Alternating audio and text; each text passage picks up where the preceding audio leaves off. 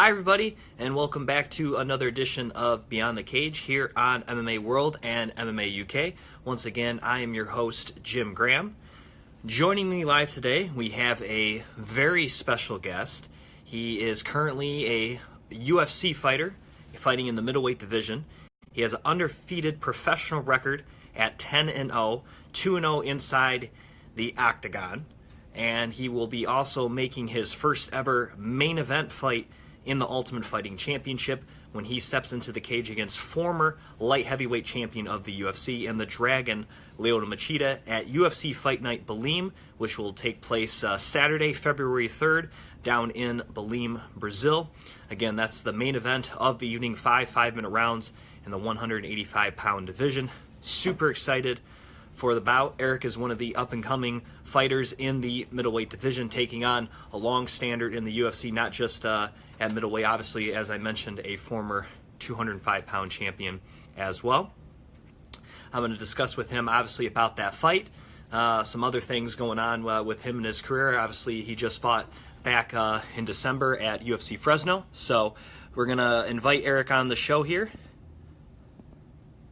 And let's see. He says here, Eryk, I see that you're here. You typed in here. It won't let me send an invite. You got to make sure you're watching on your phone, not from a PC or tablet. So that's the only issue I could see with getting you on here.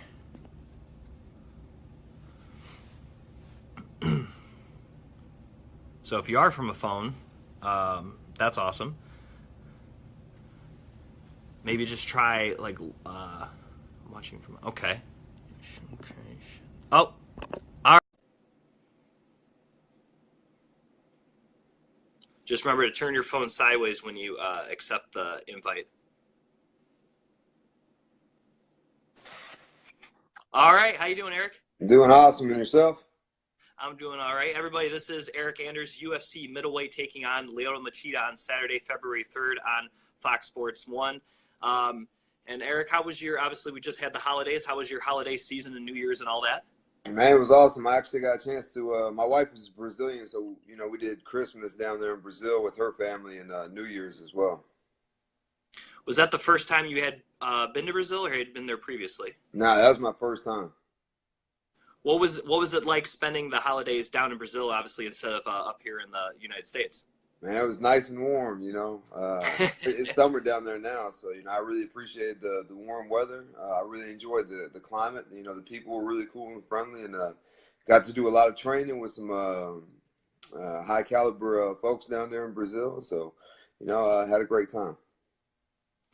Now, before we obviously get to your main event fight here against Machida, I want to go back to your last fight against Marcus Perez. Obviously, Perez was a short notice guy against you, but one thing I wanted to bring up, and I thought this was kind of odd, he seemed like, at least, well, until the third round, he was kind of like joking, he was smiling a lot, and you were coming right after him, and I'm sitting there watching, and I'm kind of like, does this dude not know who he's facing? I mean, I think he should have taken it a little more seriously. Did that throw you off at all, the fact he was kind of having that type of demeanor? No, not at all. His nickname is Maluco, which in Portuguese means crazy, and he certainly seemed to fit the bill. He it didn't seem like he had a whole lot going on upstairs, and he was just having a great time, in there and fighting. So it seems like it's something that he loves to do, and he was having fun, until until that third round.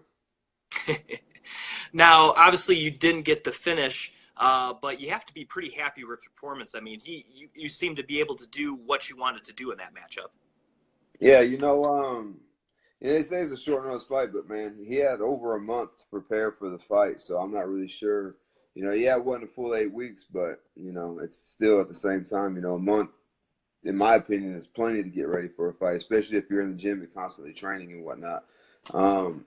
But yeah, it took me a little while to go get started. I feel like I came out a little flat in that first round, but was able to pick it up in those second 2 rounds.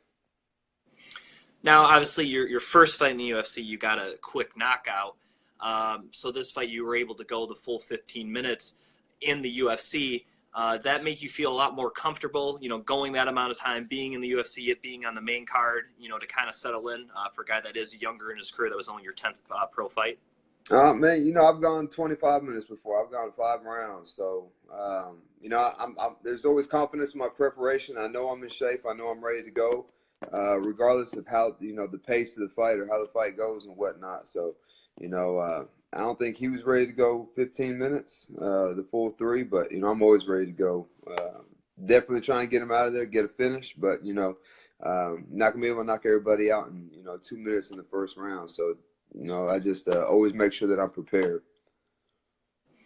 Now, of course, this fight coming up with Machida is a 5-round fight. As you mentioned, you got 5-round experience. You were the former LFA middleweight champion. Having something like that under your belt, do you feel like that's going to help you kind of prepare for this 25-minute bout coming up for the UFC? Yeah, absolutely. I'm definitely going out there and looking for a finish, not trying to go 25 minutes, but should it go 25 minutes, I'll be more than prepared.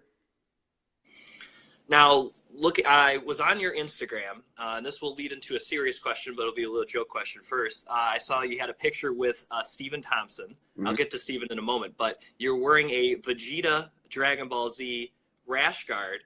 So are you a big fan of Dragon Ball Z, or you just think Vegeta's cool? Or Man, I've been watching Dragon Ball, since I was a kid, and then they just came out with this Super not too long ago, so I'm all caught up on that, and man, I just love Dragon Ball Z. Do you have a lot of kind of cool rash guards like that, or is that the only like real cool kind of? I got 2 of them. I got a Goku rash guard and a Vegeta rash guard. So, those are my 2 favorite characters. So that's just what I got. That's awesome. That's going to lead me to another question here. I don't know if you saw this, and I know it does kind of conflict with the Reebok thing, but I guess you can wear it when you're out training in Alabama. But Adidas just announced, starting in August, they're going to release a Dragon Ball Z line of shoes. I saw that. Yeah, including Goku and Vegeta, Frieza, Cell, Majin Buu. I think I'm missing someone here too. Oh, the Piccolo. The actual dragon. But I didn't know if you had seen those, and did you already pre-order them? No, I haven't pre-ordered any shoes, man. I'm not a big shoe guy, but I did like the Vegeta shoes that came out that I saw.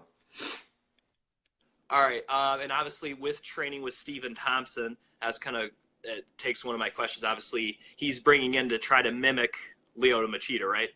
Yeah, he's a younger, faster, more explosive. Different but similar style to Machida, so I thought it'd be a good idea to. We actually went up there, trained with him and Carl Reed, who's an up and coming light heavyweight fighter. So it was a good experience, got some good looks, and man, feeling really confident about this fight. How much time did you spend with him in South Carolina? We was up there for about a week.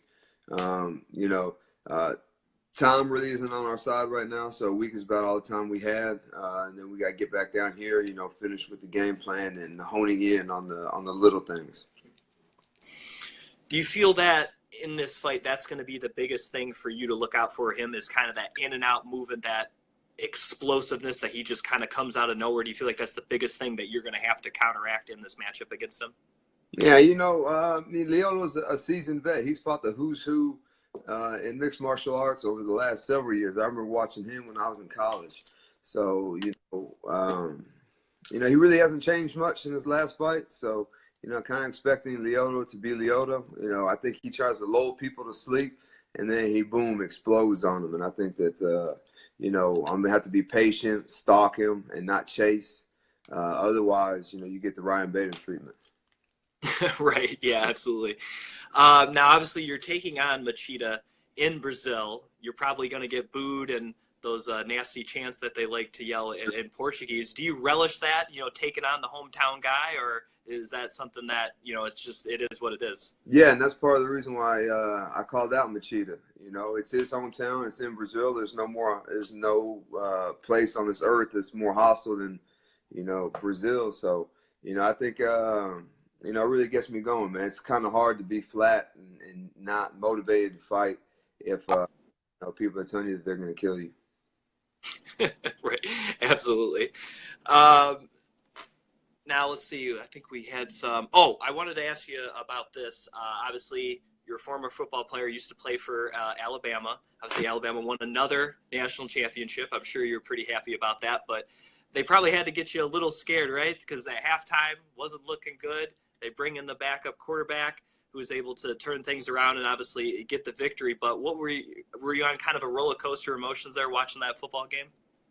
Man, it's hard for me to be emotionally invested if I don't have anything to do with the game. I was certainly pulling for Alabama and hoping they would do well. But at the same time, Kirby Smart was the D coordinator there when I was there. So, I certainly wanted him to do well. But, man, that's just kind of what Alabama does, man. All the, their tougher games, the games are closed up until that middle of the third, fourth quarter, and then Bama kind of runs away with it and uses conditioning as a weapon. And, those last few drives, Georgia got some penalties and, Bama stayed disciplined, capitalized on those penalties, tied the game. And, in that overtime, Georgia blew a coverage and, Bama stayed disciplined, was able to get that last touchdown. So, I kind of figured that's the way the game would play out. Bama would capitalize on the mistakes that Georgia was making. They were heavily penalized throughout the season. So, I figured that Bama would use that to their advantage. Now, this is a little off topic, but obviously, Coach Nick Saban, your coach, there's now rumors because he's already won another national championship of maybe him going back to the NFL. Do you see that happen to him going back to the NFL? Or do you think he'll just stay where he's at? Man, here at the University of Alabama, he's judge, jury, and executioner, so he doesn't really have to answer to anybody, really. In the NFL, there's general managers, there's the owner of the team, and, he really can't just do what he wants to do. He's got to get the okay and the green light from other people. So I think he's very comfortable at Alabama. It'll probably be the athletic director after he retires. So, I think that Bama's going to be home and where he retires. Plus, it doesn't hurt when you make about $9 million a year, right? Yeah, he's today. We got a question. We're going to take a couple questions from the listeners here. Got a question from Peter. He writes in, what's your long-term goals in mixed martial arts? My long-term goals, certainly to win the championship, get that belt wrapped around my waist, and then after I'm done fighting and whatnot, open up my own school and, start training the next generation. All right, we got a question from James Anthony. Who would you say is the toughest guy you fought so far in your career? I think that my toughest fight would have to be Brendan Allen. Me and him went 25 minutes. He certainly landed the most strikes against me, took me down a few times, slammed me. I think all my other fights, I really don't take a whole lot of damage in my fights. He's the only one who came forward. Everybody else kind of backed up to the cage. And, I almost knocked him out in the first round. And, he was in it till the very end. So definitely Brendan Allen's my toughest opponent. We had a question from Byram Rollins. He was wondering if you're going to be at the UFC fight in Charlotte coming up next week. No, we actually we fly out the day before to Brazil, so I'll be in Brazil watching that Brunson fight. Now, speaking of Derek Brunson, he obviously took on Machida in his Machida's last fight, was able to get that knockout. Was that a fight that you really watched a lot to see if you could have success? Because you probably have a little, not the same, but similar style to Derek. Yeah, I've watched his last few fights. I think that Machida struggles against left-handed fighters. Derek Brunson, I think he's more of a wrestling threat than I am. He's got that All-American status behind his name, in wrestling in college. So, I think that Lyoto was a little more concerned about takedowns in that fight than he, will be in our fight. But, I'm very well-rounded, and if he doesn't respect the wrestling or my takedowns, then, he's going to be in for a long night. Got a question from Joe. He writes, who's the GOAT, in your opinion, in mixed martial arts? The greatest fighter of all time? I think it's going to be Demetrius Johnson. That guy, he's just so well-rounded. He fights it. He uses his conditioning as a weapon. Can't nobody match his pace. And, man, he's just getting finish after finish after finish. So, I think we're watching the greatest mixed martial artist of all time currently. Now, I was doing some research on you, obviously getting ready for the interview. I found out you were a purple belt in jiu-jitsu. Did you start training jiu-jitsu before you started doing MMA, or did that kind of start around the same time? I started doing everything at the same time. Um, when I first got into this, I just was just looking for a workout, and started boxing, then did jiu-jitsu, and fell in love with both simultaneously. So I knew to be a true mixed martial artist, you had to be committed to both the ground and the striking aspect of the sport. So I've been doing them both about the same amount of time. Now, obviously, with you achieving a national championship in college football, to now 9 years later competing in the main event of a UFC fight, did you think around that time, when you were getting done your senior year of college, you ever think, I'm going to be fighting in the main event of a UFC fight in 9 years? Did that ever seem like something that was going to happen for you, or ever thought that you would do that? I thought I was going to play in the NFL, so mixed martial arts wasn't anywhere on my radar before I started it, just I think about 5 or 6 years ago. Now, of course, with football, you're going to be fighting the day before the Super Bowl, I believe. Are you going to be able to watch it, or do you not worry about that? Or you're kind of like, well, it would have been nice to watch it, or well, that not really?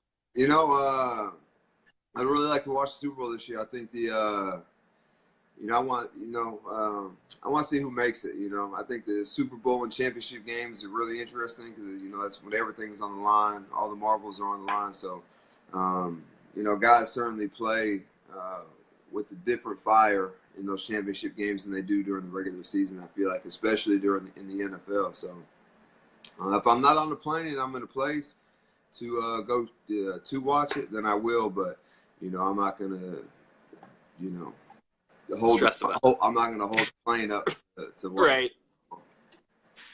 Do you have a Super Bowl pick? Obviously, 4 teams left. Do you have a pick? Man, I think the Patriots are tough to beat, man. But I got buddy I went to high school with, Andrew Sandejo, who plays for the Vikings. So I'd certainly like to see him get a Super Bowl ring.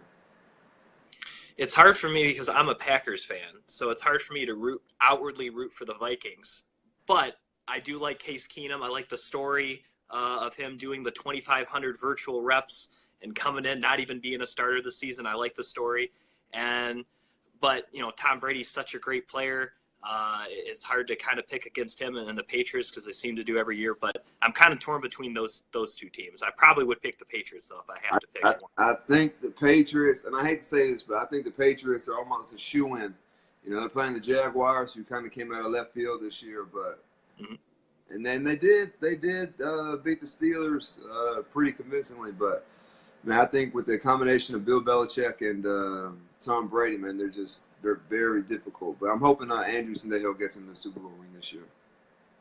For sure. That'd be great for your buddy. We got a question from Andrew B. He says, how does it feel to be fighting someone that you watched, as you were getting into the sport and growing up? It's pretty cool. Like I said, Leo's a legend. He's fought everybody, former champ. So, I certainly won some money on him in college. I made a little bet with my buddy, with my roommate, to see him in the Shogun fight the first time they fought. So, I was able to cash in on Lyoto before, and right now, it kind of changes a little bit. He went from a guy you were watching to a guy you're fighting. So I'm not a fan. I'm going out there and I'm trying to go where he's been. So, he's just another person in the way and the wrong on the ladder. So, looking to go out there, finish him, and on to the next. What would a win over him mean to you for your career? It would definitely be the biggest win of my career.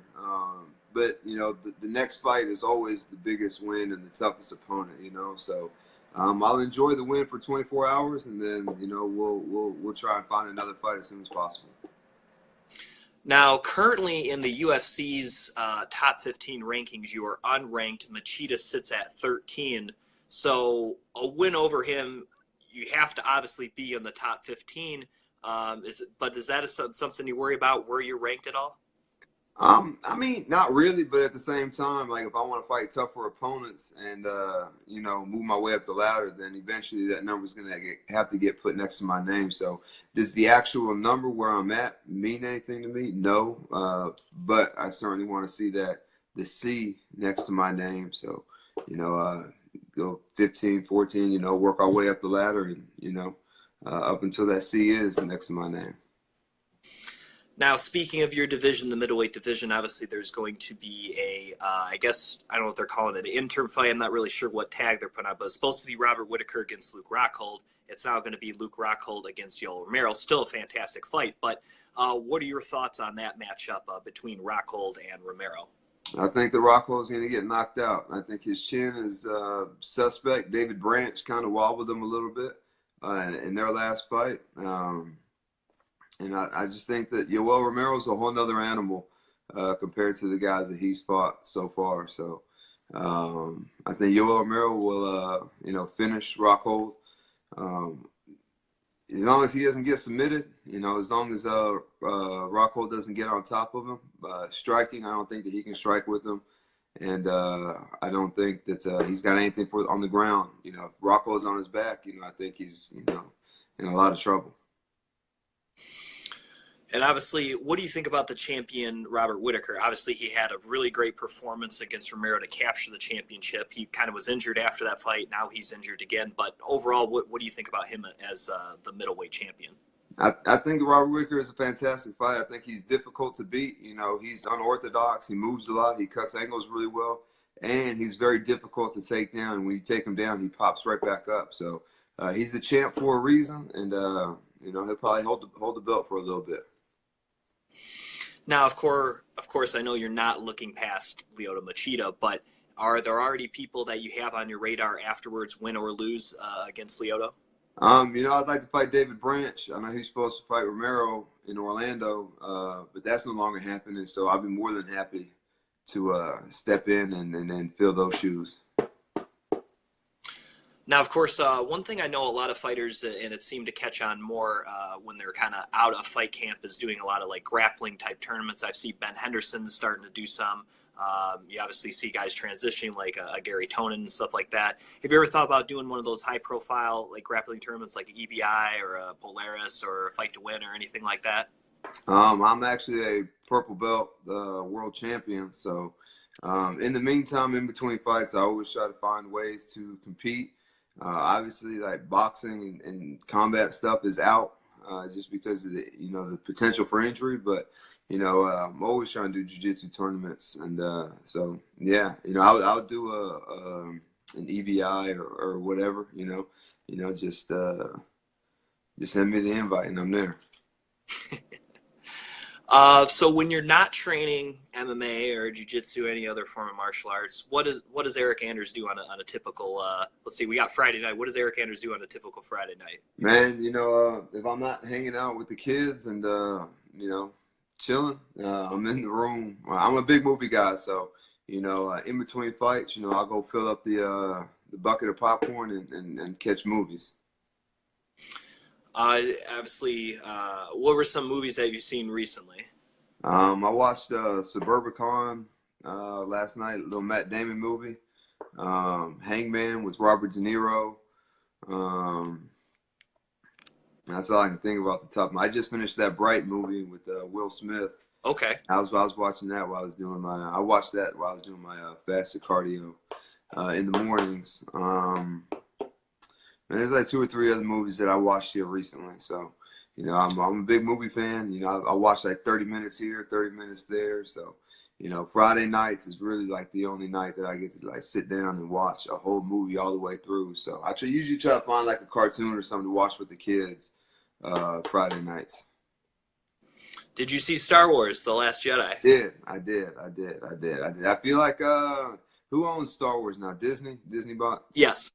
Man, I think they're just kind of making it up as they go and just freestyle and whatnot. So, man, it was okay. The kids certainly enjoyed it, but, I've been watching Star Wars since, that came out before I was even born. So I've been watching it forever. And, man, they're just freestyling right now, I think. They killed, Would you? man. They killed my dog Luke, man. That really, I didn't appreciate that. Have you ever practiced a lightsaber battle? Oh goodness! Listen, I don't even get my kids like weapons anymore because that's what it turns into. You know, I get them like a Ninja Turtle sword, or they have lightsabers and stuff. But whether I have a weapon or not, they're always beating me and whacking me with it. So I've outlawed projectiles and weapons for gifts for the kids. Before I let you go, Eryk, is there any final words that you would like to say to Machida before you step inside the octagon against him? Man, I just actually appreciate him accepting the fight. He didn't have to do that, and I'm sure they could have found him somebody else. Who am I at this point?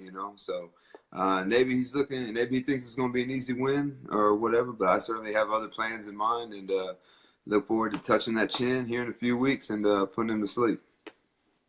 Any thank yous or shouts you would like to pass along here before we let you go?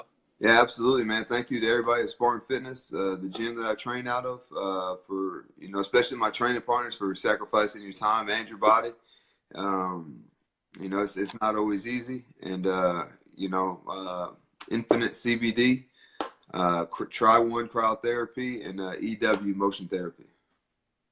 All right, well, he is Eryk Anders. You can follow him on Twitter and Instagram. It's just his name, @ErykAnders. He'll be fighting in the main event against Lyoto Machida on Saturday, February 3rd, 2018 on Fox Sports 1 as part of UFC Fight Night Belem. And Eryk, thanks again for coming on the show. I really appreciate it, and I'm super excited for your fight coming up on February 3rd. Man, I appreciate it anytime. All right, we'll see you, Eryk. Later.